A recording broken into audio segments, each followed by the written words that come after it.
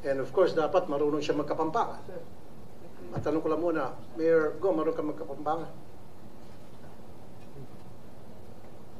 Magandang umaga po, Senator Yes, Raffy, Madam Chairman, Senwin.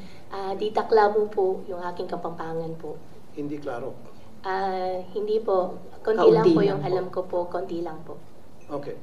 Yun nga yun eh.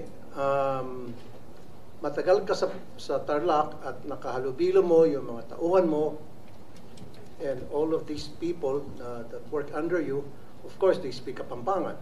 And I'll tell you, I lived in Zamboanga only for 2 years, from kinder to grade 1, and yet, natuto ako magsalita ng Chabacano.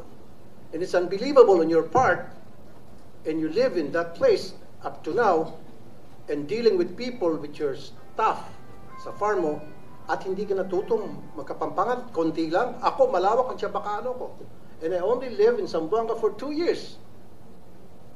At a very early age. In your case, from start hanggang ngayon, nasa Tarlac ka, na ang primary language doon ay Kapampangan, and yet, konti lang. That's unbelievable. That's very amusing.